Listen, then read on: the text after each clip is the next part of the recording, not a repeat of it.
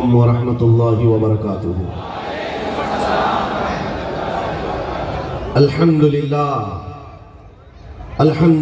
الحنان المنان الذي خلق الإنسان وعلمه البيان، والصلاة والسلام على رسوله سيد الإنس والجان وعلى آله وأصحابه ذوي الخير والإحسان، أما بعد فأعوذ بالله من الشيطان الرجيم، بسم الله الرحمن الرحيم۔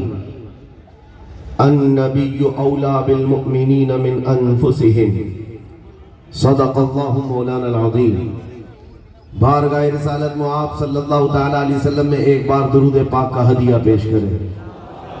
اللہم صلی علی سیدنا و مولانا محمد معدن الجود والکرم وآلہ واصحابہ الکرام وابنہ الکریم وبارک وسلم صلاة دائمتا سرمدا ابدا۔ آپ کے درمیان کھڑے ہو کر بڑی خوشی حاصل ہو رہی ہے۔ جوناگڑھ کی یہ سرزمین بڑی تاریخی سرزمین ہے، لیکن ایک بات ہے گجرات کے سفر سے میں نے سیکھا ہے۔ بہت دیر سے بیٹھا تھا آپ کے درمیان، گجراتی بولتے بہت ہیں، سنتے کم ہیں۔ ایوان والا بھی بول رہا ہے، چائے والا بھی بول ہی رہا ہے، صرف بولتے ہی ہیں، سننے کی بھی عادت ڈالیں۔ سننے کی عادت اچھی ہوتی ہے، اس سے سیکھا زیادہ جاتا ہے، اور صرف بولنے والا اپنی منمانی ہی کرتا رہ جاتا ہے۔ خیر، یہ وہ پاکیزہ سرزمین ہے جو اولیاء کاملین کا مسکن رہی ہے۔ عاشقان مصطفیٰ کی آمد یہاں ہوتی رہی ہے، اور تاریخ تو اس کی بڑی عجیب ہے۔ جوناگڑھ والے جلدی کسی کے ہاتھ میں آئے بھی نہیں۔ ان کو انڈر لینے کے لیے کافی کوششیں کرنی پڑی۔ بھارت کی تاریخ میں جوناگڑھ کی ایک الگ تاریخ ہے، لیکن میرے عزیزوں، جس طرح سے تمہاری تاریخ ہے کہ جلدی کسی کے ہتھے نہیں آئے، میں یہ چاہتا ہوں کہ آج کسی اور کا پٹا گلے میں ہرگز مت پہننا، صرف آمینہ کے لال کا پٹا ہوگا۔ ہمارے پاس اگر کوئی غلامی کی نسبت ہے تو وہ تاجدار مدینہ کی نسبت ہے۔ اس نسبت کے ساتھ جیو اور اسی بات پر فخر بھی کرو۔ کسی کی جے بجے کیوں پکارے، کیا غرض ہم کو، ہمیں کافی ہے سید اپنا نعرہ یا رسول اللہ، ہمیں کافی ہے سید اپنا نعرہ۔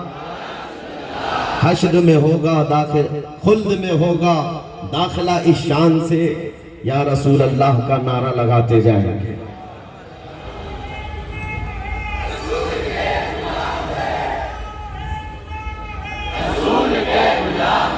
میرے عزیزوں، یہی وہ جذبہ ہے جو سفر کی ساری تھکان اتار دیتا ہے۔ یہی وہ محبتیں ہیں جو بیمار کو صحیح کر کے کھڑا کر دیتی ہیں۔ امت محمدیہ کی اس بیداری سے دنیا خوف زدہ ہے، لرزہ براندام ہے۔ دنیا ہماری فوجی طاقت سے نہیں ڈرتی ہے، اسی لیے دیکھو، پیٹرول میزائل رکھنے والے ہوں، بڑے بڑے محکمے رکھنے والے ہوں، وہ پیٹرول والے اور ڈیزل والے، ریال والی حکومتوں سے نہیں ڈرتے ہیں، معذور ویل چیئر پر بیٹھنے والے لبیک کہنے والے سے ڈرتے ہیں۔ یہ بھی سچ بات ہے میرے عزیز۔ دنیا ہماری کرسیوں سے نہیں ڈرتی ہے، بڑے بڑے مالداروں سے نہیں ڈرتی ہے۔ دنیا کو خوف ہے تو ان کمزوروں سے جو لڑکھڑاتے قدموں میں بھی اپنے نبی کو پکارتے، اس لیے کہ ان کو پتہ ہے ان کی آواز میں اور ان کی پکار میں اتنا دم ہے، اتنا دم ہے کہ رب تبارک و تعالیٰ ان کی پکار پر سمندروں میں راستے پیدا کر دیتا ہے، ان کی پکار پر آندھیاں اپنا رخ موڑ لیتی ہیں۔ دی اذانیں کبھی یورپ کے کلیساؤں میں تو کبھی افریقہ کے تپتے ہوئے صحراؤں میں۔ آ گیا عین لڑائی میں گر وقت نماز، قبلہ روح ہو کے زمین بوس ہوئی قوم حجاز۔ یہ ہماری تاریخ میں بتا رہا ہوں، صحابہ کرام، تابعین نظام، نبی پاک کے غلام، جن کا حال یہ تھا، دشت تو دشت ہے دریا بھی نہ چھوڑے ہم نے، بحر ظلمات میں دوڑا دیے گھوڑے ہم نے، ایک ہی صف میں کھڑے ہو گئے محمود و ایاز، نہ کوئی بندہ رہا نہ کوئی بندہ نواز، टल न सकते थे, जंग में अगर अड़ जाते थे, पांव शेरों के भी मैदान से उखड़ जाते थे, हक से सरकश हुआ कोई तो बिगड़ जाते थे, अरे तेग क्या चीज है, हम तोप से भी लड़ जाते थे। सुभान अल्लाह, बेशक ये हमारी तारीख है मेरे अजीजों। ये जज्बा दुनिया ये चाहती है कि दोबारा जिंदा ना होने पाए, दोबारा इनके अंदर बेदारी ना आने पाए, इसीलिए उन जुबानों को काटा जाएगा जो तुम्हें बेदार करना चाहती हैं। उन उलमा के गर्दनों में फंदे डाले जाएंगे, या तो खरीदा जाएगा या जेल में डाला जाएगा या तो उनको मार दिया जाएगा। ये तीन चीजें दुनिया हमेशा करती आई है जो कौम को बेदार करता है। ये जब मैं पढ़ रहा था उसी वक्त मेरे उस्ताद गिरामी ने मुझे बताया था ये रास्ता बड़ा कठिन है, सोच समझ करके इख्तियार कर लेना। अगर इन तीनों चीजों से नबुर्दाजमा होने की ताकत रखते हो तो मैदान में उतर जाओ, और नहीं मसलहत के साथ जीना है तो फिर किसी सियासी नेता की जूतियां उठाकर जिंदगी भर आराम से रह सकते हो। हमने ये तय किया, हमने तारीख देखी है, जूतियां उठाने वाले 40-40 साल तक नौकरी करते रहे, बूढ़े हो गए तो उनको मार्गदर्शन में बिठा दिया गया, जाओ तुम्हारा काम नहीं है, पार्टी में तुम्हारा काम नहीं, नए लोग हैं। लेकिन हुजूर पाक की गुलामी में हमने देखा है जो जितना बूढ़ा होता है इज्जत बढ़ती चली जाती है, बेशक यहाँ इज्जत बढ़ती चली जाती है। और मोहम्मद के गुलामों में तो बुढ़ापा आ ही नहीं सकता।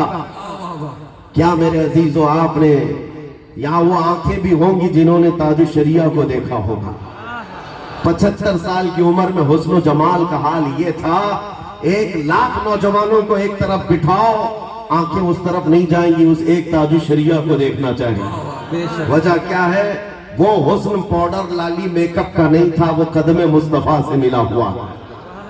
इसीलिए मेरे अजीजों, मैं जो बात कहने जा रहा हूं बड़ी जिम्मेदारी के साथ, जूनागढ़ की सरजमीन पर आने का बड़ा ख्वाब था, इसलिए कि यहां से हम वो ऐलान करें जिस ऐलान को सुनने के लिए बहुत सारे लोग इंतजार में होंगे। एक बात है, आज मैं ऐलान कर रहा हूं, मुझे हैरत होती है, मैंने पढ़ करके देखा इसी सरजमीन से बहुत पहले ही ऐलान हो चुका था। मैंने आज कच्छ की सरजमीन पर मिंबर से एक खिताब में ये कहा था, लोगों याद रखो, मेरा ये पैगाम पहुंचा दो, किसी मस्जिद में बुत रख देने से मस्जिद बुत खाना कभी नहीं बनती। मस्जिद में एक बुत रख देने से कोई मस्जिद बुत खाना नहीं बनती, क्योंकि तारीख में है तुमने एक रखा है, काबे में तो 360 रखे थे, तब भी काबा काबा ही था, काबे का न तवाफ रुका न हज रुका। ये तो हम आज कह रहे थे, लेकिन जूनागढ़ आने के बाद पता चला यहाँ तकरीबन 50 साल पहले मर्द कलंदर शहजादे आला हजरत की आवाज आ रही थी, तुम आए छठी बाजी, फिर हुई रौनक ताजी, काबा हुआ फिर काबा, कर डाला था बुत खाना, या रसूल अल्लाह तू शम्म रिसालत है, आलम तेरा परवाना, तू माहे नबुव्वत है, ऐ जल रहे जाना ना। ये वो आवाज है जो जूनागढ़ की पहाड़ियों से निकली थी। तारीख जिनको पता है वो मालूम है, सरकार मुफ्ती आजम हिंद रदी अल्लाह ताला अन्हु की जमीन है, उन्होंने उसको दूसरा बरेली बना दिया था, जहां आकर के वो ईद भी कर रहे हो, मुहर्रम भी कर रहे हो, शब बारात भी कर रहे हो। मेरे अजीजों, ये इनकी मोहब्बत आज यहाँ देखने को मिलती है। इंतकाल किए हुए 50 साल से का अरसा भी गुजर जाए, लेकिन इश्क की जो शमा उन्होंने रोशन की है वो अभी मध्यम नहीं हुई है, वो लौ अभी जल रही है। इसी लौ को बढ़ाने की थोड़ी सी और आप जिम्मेदारी उठा लें, फिर एक इनकलाब आएगा मेरे अजीजों, एक इनकलाब, एक रेवोल्यूशन आएगा। इसलिए कि मुझे पता है ये कौम अगर दोबारा किसी पर उठ सकती है तो वो सिर्फ और सिर्फ ताजदार मदीना के नाम पे उठती है।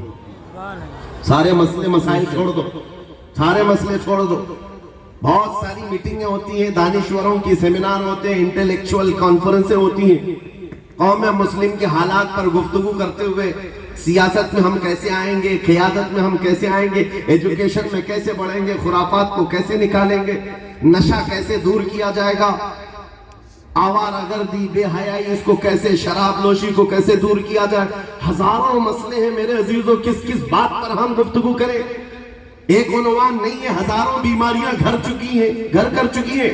اس لیے ہزاروں بیماریوں کا علاج صرف ایک ہی ہے کہ محمد سے وفا تو نے، بے شک ایک ہی علاج ہے۔ اسی لیے اسی عنوان پر ہم بار بار بات کرتے ہیں۔ ایک یہودی عالم تھا، اس نے کہا تھا میں نے ڈبل پی ایچ ڈی کی ہے مسلمان، ڈبل پی ایچ ڈی، اور اس کس بات پر وہ پی ایچ ڈی کر رہا ہے؟ اس نے کہا میں نے 14 سینچریز دیکھی، ان کو کئی مرتبہ توڑا گیا ہے، مارا گیا ہے، گھر سے نکالا گیا، شہر بھی جلا دیا گیا ہے، بہت مرتبہ ہوا ہے، لیکن زمانہ گزرتا نہیں کہ درخت کے پتوں سے زیادہ ہریالی ان کے اندر پھر یہ جمع ہوئے، پھر متحد ہوئے۔ ان کی ٹوٹی بکھری ہوئی بستیوں سے اذان کی آواز آج بھی گونجتی ہے۔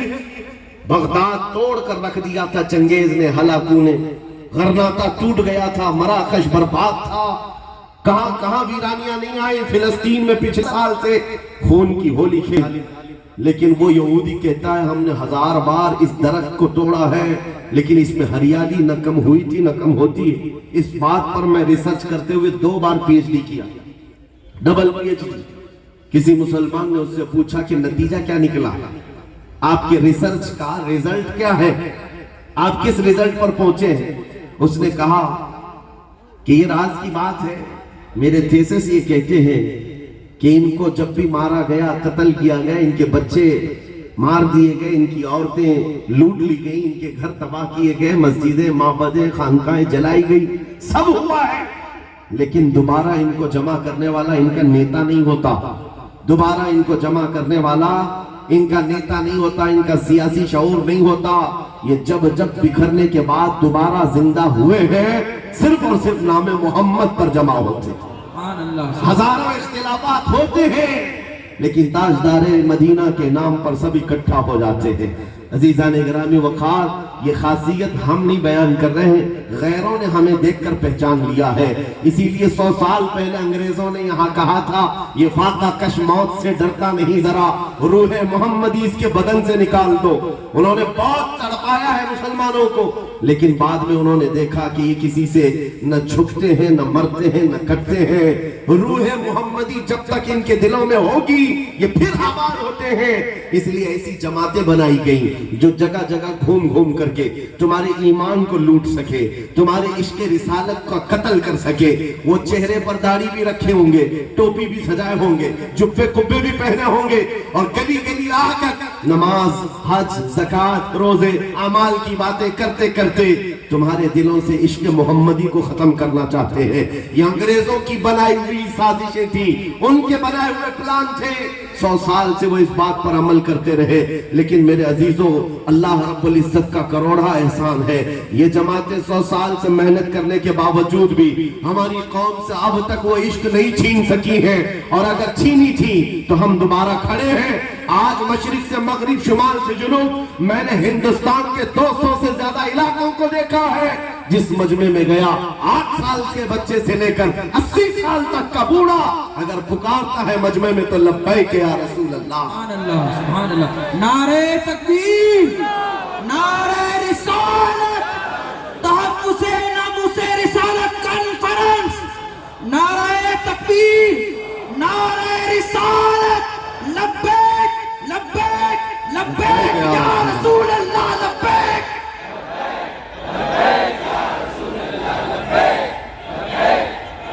میرے عزیزوں، آپ سے خطاب کرنا یا جلسوں سے خطاب کرنا میں نے صرف اس لیے اختیار کیا ہے، خاص ایک بات ہے، ایک بات نظر آتی ہے۔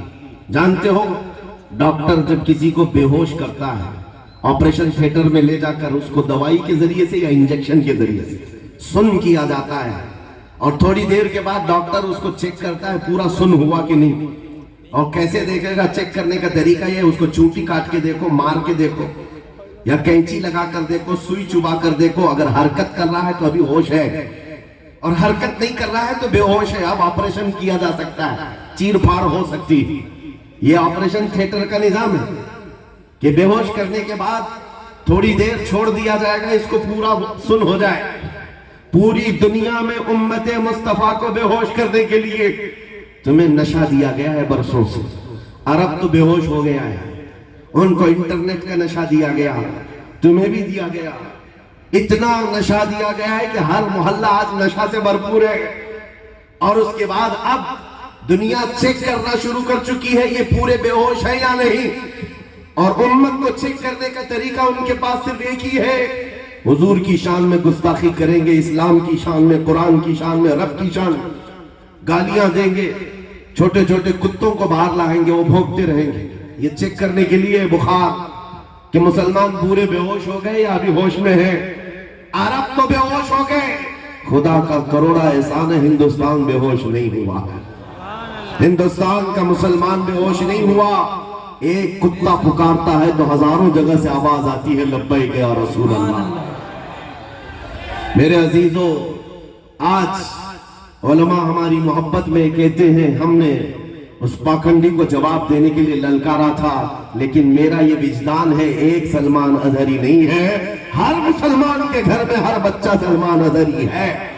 یا اور بات ہے کسی کی آواز پہنچتی ہے اور کسی کی آواز اس کے گھر تک ہے, لیکن تمہارے جذبوں کی میں قدر کرتا ہوں. مجھے پتا ہے 2 سال پہلے جب دل چل رہا تھا ایک کتا بھونکتا تھا حضور کی شان میں, دل یہ کرتا تھا اب ڈیبیٹ نہیں کیا جائے, مناظرہ نہیں کیا جائے, مکالمہ نہیں کیا جائے, آ جاؤ سیدھے میدان میں آمنے سامنے بات کی جائے, تم بھی حق کو پہچاننے کے لیے دیکھ لو. یہ ہمارے جذبے تھے, لیکن میرے عزیزوں کوئی پلاننگ, کوئی منصوبہ بندی نہیں تھی. ایک نوجوان رمضان کے موقع پر میرے پاس آیا تھا, ہپی کٹ ہے, پھٹی جینس ہے, ٹیٹو بنایا ہوا, کان میں بالی, دیکھتے ہی لگتا ہے آوارہ ہے, کوئی اوباش ہے. لیکن آ کر شرمتے ہوئے اس نے کہا تھا, جھجکتے ہوئے, مفتی صاحب ایک بات کرنی ہے آپ سے. کہا بتا بیٹا کیا ہے. اس نے کہا سنا ہے آپ دلی جا رہے ہیں, آگ میں کودنے کی بات کیے ہیں. میں نے کہا تجھ کو اس سے کیا لینا دینا ہے, تو کیا چاہتا ہے.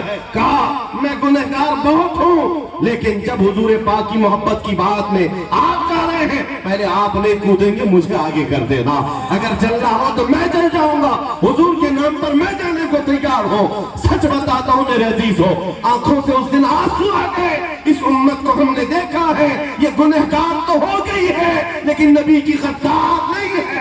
نعرہ تکبیر, نعرہ رسالت, لبیک یا رسول اللہ. جب تک یہ جذبہ تمہارا ہوگا ہماری زندگی حضور کے لیے ہے, تو پھر میرے عزیزوں بڑی بڑی طاقتوں سے تمہیں ڈرنے کی ضرورت نہیں. حالات چاہے جیسے بھی ہو رہے ہوں گزر جائیں گے. چاند کو بھی گہن لگتا ہے, لیکن جب چاند کا گہن چھٹتا ہے تو پھر آب و تاب کے ساتھ چمکتا ہے. آج اگر اس جماعت کو گہن لگا ہے, آپ کیا سمجھتے ہیں کامیابی اور ترقی صرف حکومت پر بیٹھنے کا نام ہے؟ تخت حاصل ہو گیا تو یہی کامیابی ہے؟ نہیں. کامیابی اگر تخت کا ہی نام ہے تو کیا فرعون بڑا کامیاب آدمی ہے, نمرود بڑا کامیاب آدمی ہے؟ نہیں. صرف تخت پر بیٹھنے کا نام کامیابی نہیں ہے.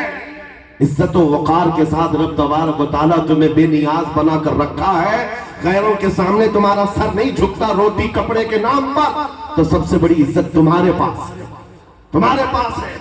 آج بھی الحمدللہ ہمارا یہ یقین ہے اس قوم کو اگر کوئی جھکا سکتا ہے تو صرف ایک ہی نام پر, جب اللہ اکبر کہا جائے تبھی یہ قوم جھکتی ہے, ورنہ کسی کے باپ کے نام پر کبھی بھی نہیں جھکتی. حقیقت ہے یا نہیں؟ مسجدوں میں جاؤ, کوئی امام اپنے باپ کا نام لے کر جھکا پائے گا آپ کو؟ کہے اپنے باپ کے نام سے رکوع میں چلو, سجدے میں چلو, کوئی نہیں جائے گا. لیکن ایک چھوٹا بچہ بھی حافظ قرآن اللہ کا نام لے کر جھکائے تو بڑا بڑا مالدار بھی سجدے میں چلا جائے. یہ ہماری خاصیت ہے, یہ اسپیشلیٹی ہے. یہ میں ان کو سنانا چاہتا ہوں جو دولت کا لالی پاپ دکھا کر کے اور 10 سال کی حکومت کا لالی پاپ دکھا کر کے کہے آ جاؤ چرنوں میں سر رکھ لو سب تمہارا ہے. ایسے حالات ہم نے بہت دیکھے ہیں, بہت دیکھے ہیں.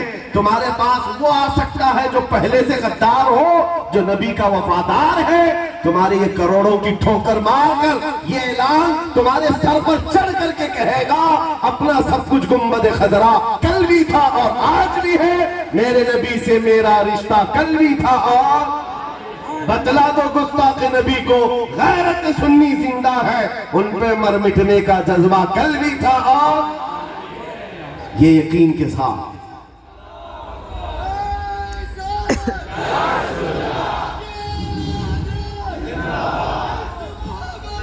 حضرات اس بات کو یاد رکھو، اس بات کو یاد رکھو، اب حالات سے ڈر کر کے جینے کا کیا مطلب ہے؟ زندگی یوں ہی گزر گئی ہے، بقیہ جو ہے وہ بھی گزر جائے گا، یہ وقت بھی گزر جائے گا، کسی پر ٹھہرتا نہیں ہے وقت۔ طاغوتی طاقتوں اور قوتوں کو ہم نے ناچتے ہوئے تاریخ میں دیکھا ہے۔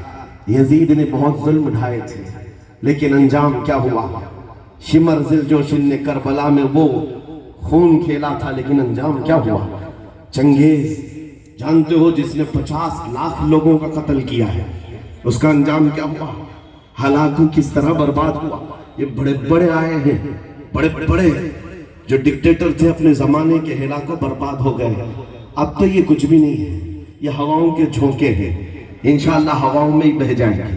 بس تمہارے ایمان کا استقامت کا امتحان ہے، تم اگر جمے رہ گئے اللہ کی مدد آئے گی۔ قرآن کہتا ہے ان الذین قالوا ربنا اللہ ثم استقاموا تتنزل علیہم الملائکہ الا تخافوا ولا تحزنوا وابشروا بالجنة التي کنتم توعدون۔ بے شک وہ لوگ جنہوں نے یہ کہا اللہ ہمارا رب ہے، پھر اس پر جمے رہے، رب فرماتا ہے ان پر اللہ فرشتے اتارتا ہے، وہ یہ کہتے رہتے فرشتے گھبراؤ مت، ڈرو مت، ہم تمہیں وہ بشارت سنانے آئے ہیں جو اللہ تعالیٰ کا وعدہ ہے، تمہارے لیے جنت انتظار کر رہی ہے۔ عزیزان گرامی وقات، آج اگر کوئی تمہارے سامنے یہ معاملات آتے ہیں استقامت کو للکارنے کے لیے، تمہارے ایمانی حرارت میں لغزش لانے کے لیے، اس وقت اگر کسی کو یاد کرنا تو بلال حبشی کو یاد کر لینا، خبیب ابن عدی کو یاد کر لینا، خباب ابن ارت کو یاد کر لینا۔ اپنے بچوں کو رسول اللہ کے ان جانثاروں کی تاریخ یاد دلاؤ کہ بیٹا صرف حلوہ پراٹھا کھانے کا نام عاشق رسول نہیں ہے، صرف نان کھٹائی اور پیڑے جلیبیاں کھانے کا نام سنی نہیں ہے۔ سنی کون ہے؟ یا رسول اللہ سر کٹاتے ہیں تیرے نام پہ مردان آرا، وہ ہیں جن کے اندر جذبہ بھی ہو۔ حالات اگر سخت ہو گئے تو رسول پاک صلی اللہ علیہ وسلم کے نام پر ہم کھاتے تو رہے، اگر کبھی وقت آیا مصیبت اٹھانے کا تو ہم اس کو بھی جھیلنے کے لیے تیار رہے۔ لیکن اس عہد کے ساتھ جو صحابہ کا تھا، میں نے ایک مرتبہ ایک تاریخ میں دیکھا، ایک صحابی ہے سعد ابن ربی، میدان احد میں ان کا پیٹ پھاڑ کر انتڑیاں نکال دی گئی تھی، 12 نیزے مارے گئے تھے، اور جب پیٹ پھٹ گیا تب بھی ابھی وہ زندہ تھے، ابھی ان کی روح نکلی نہیں تھی۔ صحابہ ڈھونڈتے ہوئے میدان میں ان کو آئے، کہا سعد تجھے اللہ کے رسول نے سلام کہا، آخری سانسیں چل رہی ہیں۔ اس وقت جانتے اس صحابی کا کیا کہنا تھا؟ بلغوا منی السلام، اے میرے دوستوں حضور کو میرا سلام کہہ دینا۔ اور کیا کہتے ہیں؟ جا کر کے عرض کرنا میں نے ان کی حفاظت کا حق ادا نہیں کیا۔ جس کا پیٹ پھٹ گیا ہو، انتڑیاں نکل گئی، اور وہ کہتا ہے رسول اللہ کی حفاظت کا حق ادا نہیں کیا، تو ہم یہاں آرام سے خراٹے لے کر کے حضور کی عزت کی حفاظت کا حق ادا کر رہے ہیں۔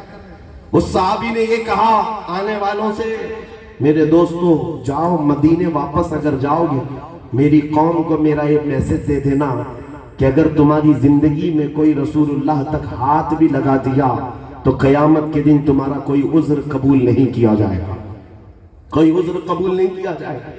میں یہ پڑھتے ہوئے کبھی عالم تصور میں ان صحابہ کو پوچھتا ہوں، کیا درد نہیں ہوتا، کیا تکلیف نہیں ہوتی؟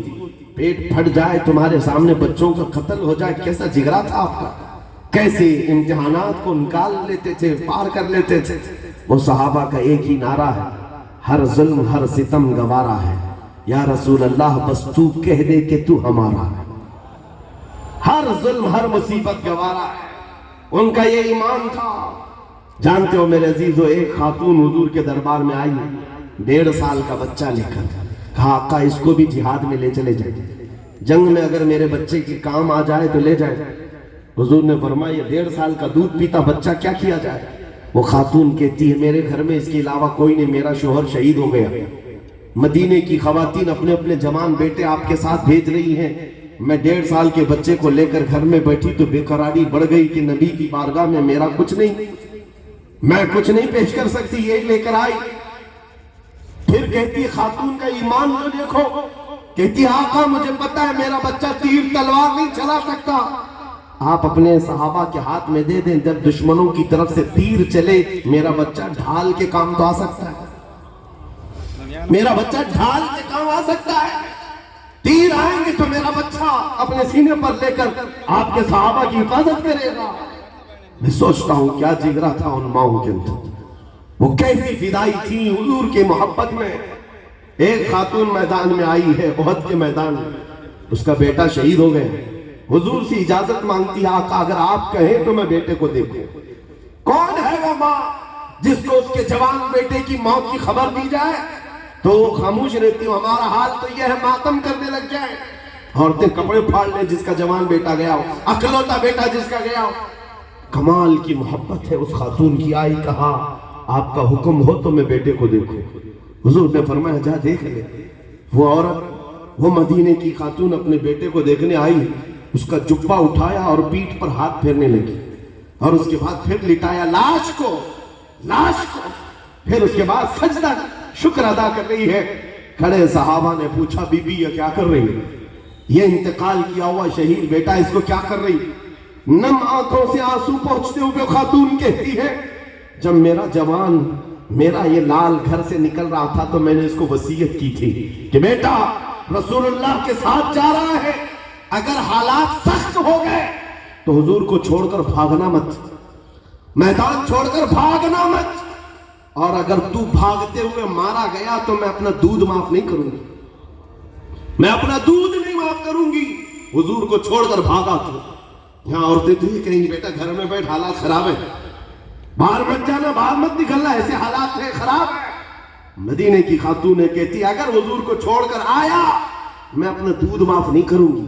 پھر میں مدینے میں تھی، مجھے خبر ملی احد کے میدان میں حالات سخت ہو گئے، صحابہ کرام کی شہادتیں ہو گئی، 70 صحابہ کی شہادتیں ہوئی، حضور پاک صلی اللہ علیہ وسلم پر ظالموں نے لوہے کی ٹوپی سے مارا جس سے آپ کے 2 دانت مبارک شہید ہوئے۔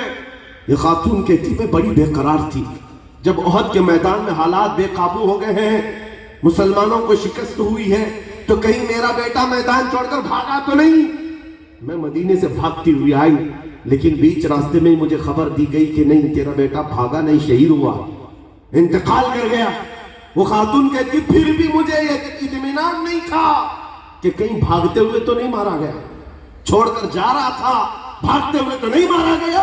میں میدان میں آ کر سب سے پہلے اپنے بیٹے کے جبے کو اٹھا کر پیٹھ اس لیے سہلا کر دیکھ رہی تھی کہ کہیں دشمنوں نے پیچھے سے تیر مار کر کے تو نہیں اس کو ختم کیا ہے۔ پھر میں نے شکر کا سجدہ اس لیے ادا کیا میرے بیٹے کی پیٹھ پر ایک بھی زخم نہیں ہے، جتنے زخم کھایا ہے سب سینے پر لے کر کھایا ہے۔ میرا بیٹا حضور کی محبت میں شہید ہوا ہے، اللہ کا بڑا کرم احسان ہے۔ ان کا یہ نعرہ تھا جان دی ہوئی اسی کی تھی، حق تو یہ ہے کہ حق ادا نہ ہو۔ عزیزان گرامی وقار، اپنا احتساب کرو، ہم نے حضور کی محبت میں کیا پیش کیا ہے، کون سی چیزیں پیش کی ہیں؟ کیا میلاد میں ایک مرتبہ جھنڈیاں لگا دینا، کمکمے لگا دینا، لائٹنگ کر دینا یا حضور کی محبت کے حق ادا کرنے کی بات ہے؟ آج تو ہم تمہاری گردنوں کا نذرانہ بھی نہیں پوچھ رہے، بات تو صرف اتنی ہے کہ جب کتے بھونک رہے ہو حضور کی شان میں اور حضور کے اخلاق کو ختم کرنے کی بات آ رہی ہو، اور اس وقت ہمارا نوجوان رات بھر پب جی کھیلتا ہے، اس وقت رات بھر ہمارا بچہ انٹرنیٹ پر اپنے وقت گزارتا ہے، تو درد تو ہوتا ہے میرے عزیزو، درد تو ہوتا ہے۔ تمہارے گھر کو آگ لگائی جا رہی ہے اور تم مجرے کرنے پر بیٹھے ہو ٹک ٹاک پر۔ یہ کیسی زندگی ہے؟ کیا یہ زیب دیتا ہے کسی کے گھر سے جنازہ نکل رہا ہو اور وہ ناچ گانے کر رہا ہو، بھنگڑے میں مصروف ہو؟ یہ پوری دنیا میں اخلاقی نہیں کہا جا سکتا۔ اس لیے میں آپ سے کہتا ہوں جگہ جگہ کے تھک چکے ہیں تمہیں یہ ہنگامے، اٹھو نشاط لذت خواب کی راہ بدل ڈالو، غلط روی سے منازل کا بعد بڑھتا ہے، مسافروں رویش کارواں بدل ڈالو، اٹھو وگرنہ حشر نہ ہوگا پھر کبھی، دوڑوں کے زمانہ چھال اپنی چل گیا۔ آج ان کو جرأت اتنی اس لیے ہوئی ہے کہ تم کو دیکھا ہے کہ تمہارے دل کے اندر مدھم سی باتیں آ گئی ہیں، تم نے حضور پاک کے اخلاق کو اب ہلکے میں لینا شروع کر دیا ہے، قوانین اسلام کو ہلکے میں لینا شروع کر دیا ہے، تو بھونکتے بھونکتے یہاں تک آ گئی بات، اب نہ ہماری مسجدیں محفوظ، نہ خانقاہیں محفوظ، نہ ہمارے میناروں ممبروں محراب محفوظ، نہ ہماری داڑیاں، نہ ہماری ٹوپیاں، نہ ہماری بچیوں کے برقعے، کچھ نہیں محفوظ محفوظ رہا، اس کا ذمہ دار کون ہے؟ تاریخ تو ہند کی یہ بتاتی ہے 4 عورتیں حج کے لیے جا رہی تھیں، 90 ہجری کی بات ہے، راجہ دابر سنگھ کے گنڈوں نے ان 4 عورتوں کو گرفتار کر کے ان کا مال لوٹا تھا اور ان کے ساتھ عصمت دری کی تھی۔ وہ خواتین ہند کی رہنے والی ہندوستان کی آواز لگائی، کوئی ہے ہمارا بھائی جو ہماری عزت کو بچائے۔ عرب کے تجارت کرنے والے یہاں آئے تھے، انہوں نے ان عورتوں کی آواز سنی اور جا کر کے وقت کے گورنر حجاج بن یوسف کے پاس یہ رپورٹ پیش کر رہے تھے، ہندوستان میں ایک راجہ کے گنڈوں نے حج پر آنے والی عورتوں کو گرفتار کر کے عزت لوٹی ہے۔ یہ سنتا ہوا ایک 19 سال کا جوان گزر رہا تھا جس کا نام تاریخ میں محمد بن قاسم ہے، کھڑا ہو گیا، کہا لبیک یا اختی، اے میری بہن میں حاضر ہوں تیری محبت تیری عزت کی حفاظت کے لیے۔ اس کے بعد جانتے ہو اس ہندوستان میں سب سے پہلے 10,000 کا لشکر لے کر آنے والا کوئی اور نہیں، 19 سال کا جوان محمد بن قاسم تھا، اپنی بہن کی لوٹی ہوئی عزت کو بچانے کے لیے آیا تھا۔ اور جب آیا، آج وہ علاقہ سندھ میں ہے، آتے ہی راجہ دابر سنگھ کو اسے مخاطب کر کے کہا تھا چھوڑ دے ان خواتین کو، پکڑ لے ان گنڈوں کو جنہوں نے عزت پر ہاتھ ڈالا ہے۔ اس کو گھمنڈ تھا، نشہ تھا۔ راجے نے کہا یہ ایک چھوٹا لڑکا مجھے للکار رہا ہے، مجھے تو جانتا نہیں میری طاقت کا حال کیا ہے۔ محمد بن قاسم نے کہا اگر تجھے تیری طاقت کا نشہ ہے تو آجا محمد عربی کے غلام کو بھی ایک بار دیکھ لے، اس لیے کہ تیری سرزمین نے ابھی دیکھا نہیں ہے نبی کے غلام ہوتے کیا ہیں۔ پھر جنگ ہوئی تھی، پہلی جنگ ہے۔ 3 دن کے اندر اس 19 سالہ جوان نے اس کے چھیٹڑے اڑا کر رکھ دیے تھے، فوج تتر بتر ہو گئی۔ راجہ دابر سنگھ گرفتار ہوا، گنڈے پکڑے گئے تھے، ان خواتین کی عزت کو بچانے والا وہ جوان آزاد کیا، پرچم اسلام اس سرزمین پر سب سے پہلے لہرانے والا۔ میں پوچھتا ہوں نوجوانوں، ہماری زندگیاں 25 سال 40 سال کی ہو گئی، ہماری بچیاں جو عزت و آبرو کی لٹی ہوئی ہے وہ پکارتی رہ گئی، ہمارے کانوں میں جوں تک نہیں رینگتی۔ وہ دور کیسا تھا؟ وہ 4000 کلومیٹر دور سے چلا آیا تھا اپنی بہن کی عزت کی حفاظت کے لیے، اور آج پڑوس میں بھی لٹ جائے تو تم تو گیم کھیلنے میں مصروف رہو۔ حالات کو بدلو میرے عزیزوں، احساس جب بیدار ہوتا ہے انقلاب خود ہی آ جاتا ہے، انقلاب خود آتا ہے۔ آپ اگر یہ سوچ رہے ہو کہ یہ حالات اچانک بدل جائیں گے، آسمان سے ابابیلیں اتر جائیں گی، زمین پھٹ جائے گی، ان کافروں کو نگل جائے گی، یہ سب حالات کب آتے ہیں؟ جب تمہارا امتحان ہوتا ہے۔ اگر امتحان نہ لینا ہوتا تو رسول اللہ صلی اللہ علیہ وسلم چل کر کے بدر کے میدان میں نہیں جاتے، مدینے میں بیٹھ کر حضور ہاتھ اٹھاتے تو اللہ کی مدد آ جاتی۔ جو فرشتے بدر کے میدان میں حضور کی مدد کے لیے اترے، کیا وہ فرشتے مدینے میں نہیں اتر سکتے تھے؟ صحابہ کرام وہاں پر موجود تھے حضور کے ساتھ، 313 کو 160 کلومیٹر دور تک چل کر کیوں جانا پڑا؟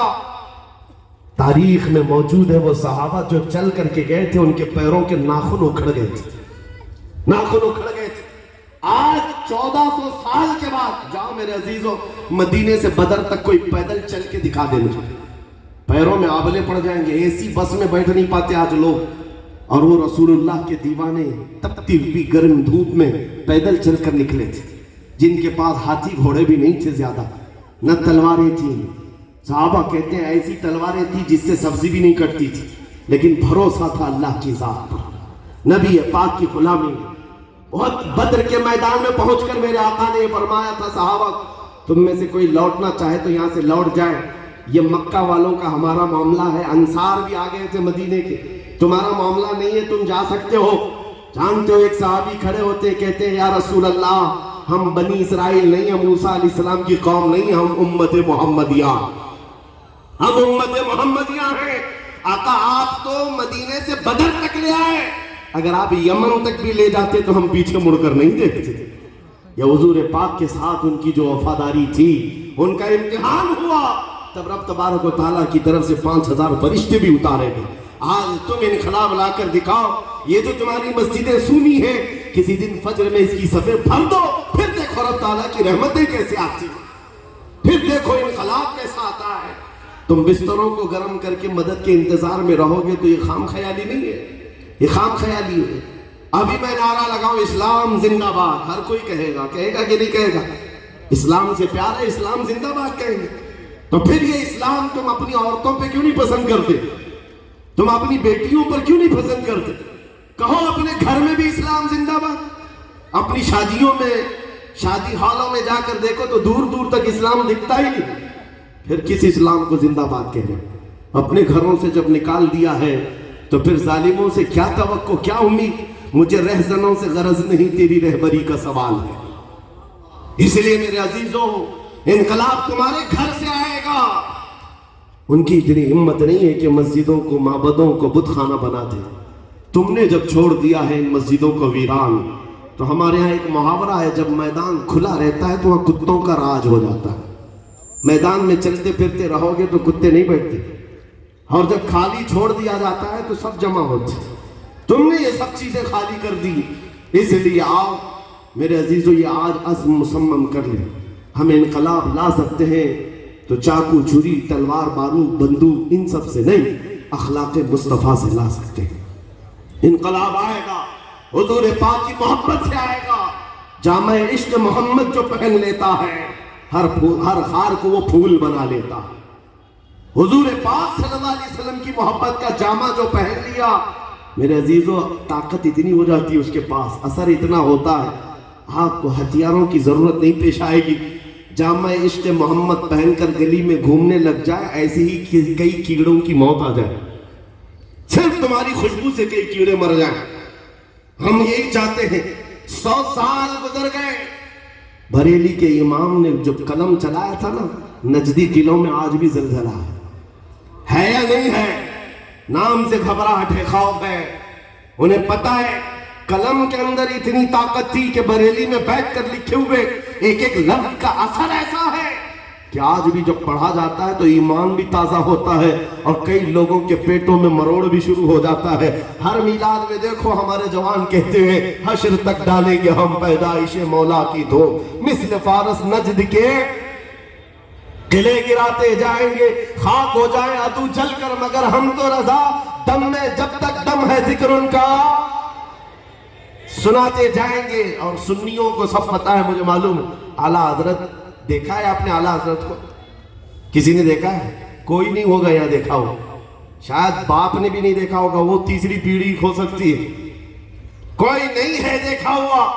لیکن کلام کا اثر ایسا ہے، کلام کا ایسا اثر ہے۔ مدرسے نہیں گئے ہوں گے، کئی لوگ پڑھے لکھے نہیں ہوں گے، تب بھی میں یہ آدھا جملہ بولتا ہوں، دوسرا جملہ تمہارا عشق بولتا، وہ جو نہ تھے تو، وہ جو نہ ہو تو۔ یہ جواب کہاں سے آ رہا ہے؟ یہ ایمانی جواب۔ اعلیٰ حضرت نے ایسا جوڑ رکھا ہے تمہیں نبی پاک سے، حضور کے بارے میں یہ عقیدہ دیا ہے، وہ جو نہ تھے تو اور وہ جو نہ ہو تو۔ یہ عقیدہ ہے میرے عزیزو، یہ پلا کر کے گیا ہے اس شیخ احمد رضا نے۔ 100 سال تک بھی یہ اثر باقی ہے، اور آج بھی خاندان میں وہ موجود ہے میرے عزیزو۔ وہ خاندان کو اللہ تعالیٰ سدا سلامت رکھے، جہاں سے آنے والا ہر ایک عشق کی شمع روشن کرتا گیا۔ شہزادہ بھی کوئی کم تھوڑی نہ تھا، اور عشق پلایا ایسے، جوناگڑھ والوں کو اتنا پلایا، تقریباً 33 مرتبہ، 45 مرتبہ، 35 مرتبہ شہزادہ اعلیٰ حضرت کا یہاں پر نزول، آنا جانا آنا جانا۔ میرے عزیز ہو، آپ کو پتا ہے جس گھر میں چوہے زیادہ ہوتے ہیں نا، اسپرے مارنے کی ضرورت نہیں ہوتی، دوائی رکھتے ہیں چوہوں کے لیے لوگ زہریلی۔ میں کہتا ہوں نہیں، یہ دوائی رکھنے کی ضرورت نہیں، اسپرے مارنے کی ضرورت نہیں، ایک بلی پال لو بس کافی۔ بلی کی آواز سے ہی چوہے بھاگ جاتے ہیں۔ اسی لیے میں کہتا ہوں میرے عزیزو، جن علاقوں میں علماء اہل سنت کا آنا جانا ہم نے دیکھا ہے، وہاں غدار چوہوں کا کوئی دخل نہیں ہوتا، وہ علاقے محفوظ نظر آتے ہیں، وہ علاقے محفوظ نظر آتے ہیں۔ یہ عشق جو سکھایا گیا ہے تمہیں میرے عزیزو، اس کو اور بڑھانے کی ضرورت